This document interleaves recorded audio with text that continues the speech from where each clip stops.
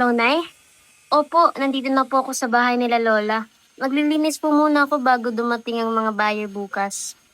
Kung hindi lang talaga ng ospital si Lola, hindi sana natin ito kailangan ibenta. Sige po, Nay. Ingat po kayo. Pupunta na po ako doon.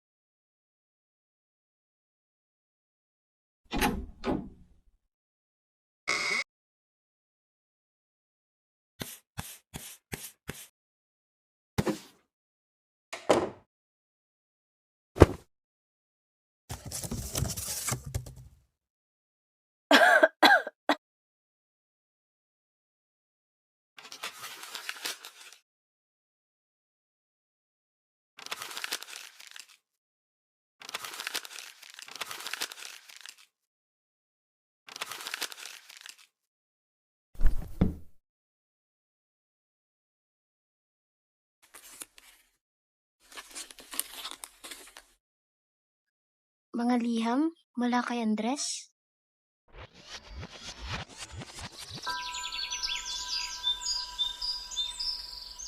Mahal kong nena, sumali ako sa USAF. Nag-uumpisa na raw ang tensyon sa Pacific. Nabalitaan namin na umatake ang mga Hapon sa Pearl Harbor. Nagsisimula na rin mag-impake ang mga pamilya. Doon sila patungo sa bundok upang magtago. Nena, mas mainam na magtungo kayo sa lumang bahay natin sa Nayon. Mag-imba kayo ng pagkain at tubig.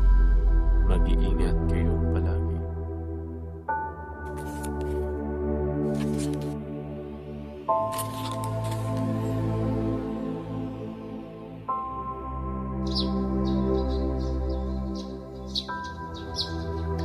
Mahal kong nena, patuloy kaming lumalaban sa mga Hapon.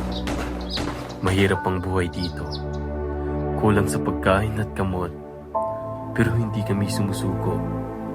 Binumba na nila ang Clark Air Base. Wala pa kaming laban. Nasunog ang maraming eroplano bago pa man kami makalipad.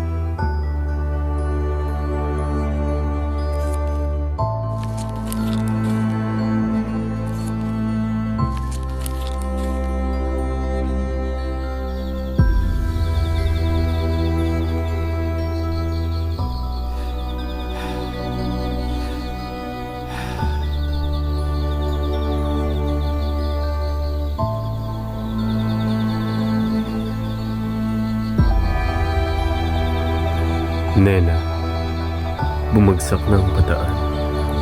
Wala ng pala, wala ng pagkain. Maraming nagkakasakit at namamatay.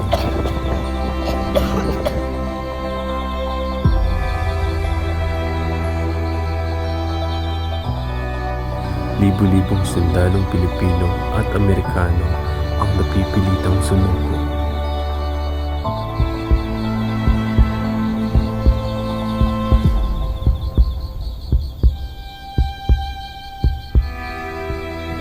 Nangangamba ako kung anong gagawin nila sa amin.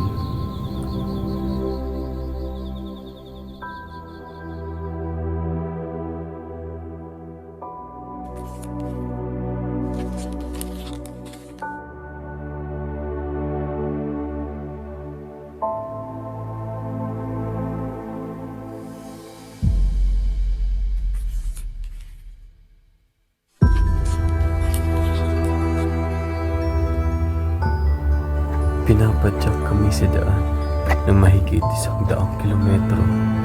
Walang pahinga, walang tubig. Sino man ang huminto, pumagal o mahulog, pinabaril. Ang mga paa namin ay sugatan.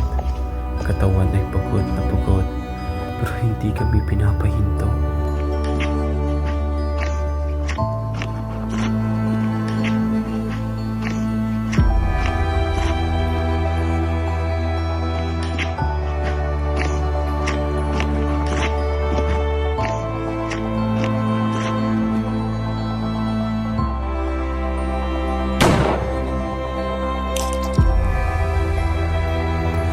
tanging nasa isip namin ay makaligtas at maabot ang susunod na hakbang.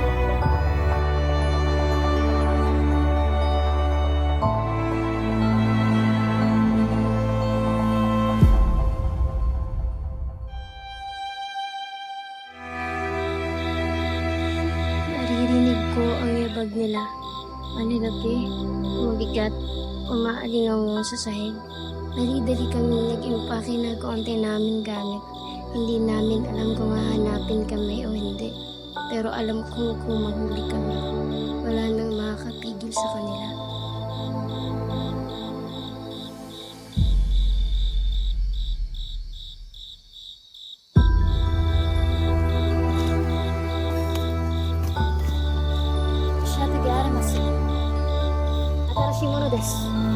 Iksa.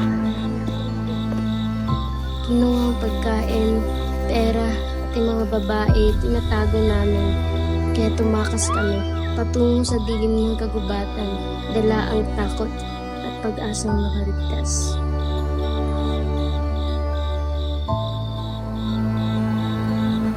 Malapit na ang kalayaan. Matagal namin hinihintay ang palitang ito. Para bang biglang gumaan ang bawat sugat, bawat pagod. Pero kahit papalapit na ang liwanag, mas tumitindi rin ang laban. Alam naming mas maraming buhay ang mawawala bago tuloy ay makamit ang kapayapaan. Nena, kunting tiis na lang. Sana sa susunod na sulat ko, hindi na ako nagtatago sa gubat, kundi papauwi na sa iyo.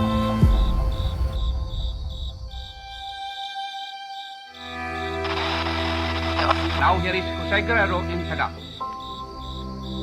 Ang bansang Hapon ay sumukong walang pasubali. Isang patalastas buhat sa pamahalaang Hapones ay tinanggap ng mga alyado at ang Hapon ay sumukong walang pasubali ayon sa inilahat ng ultimatum ng Costa.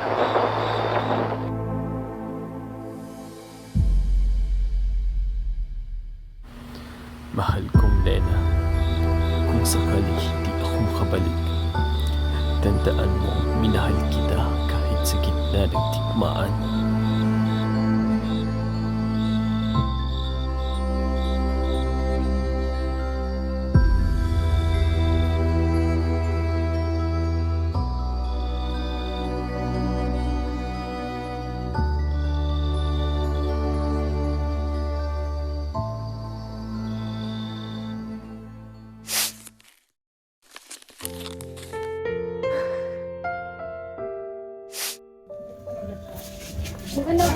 Magandang umaga po.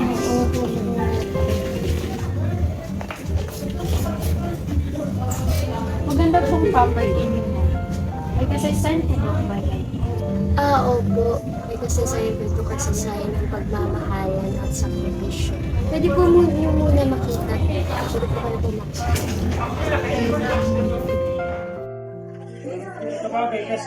Siguro nga oras na para magsimula sa galing ko din.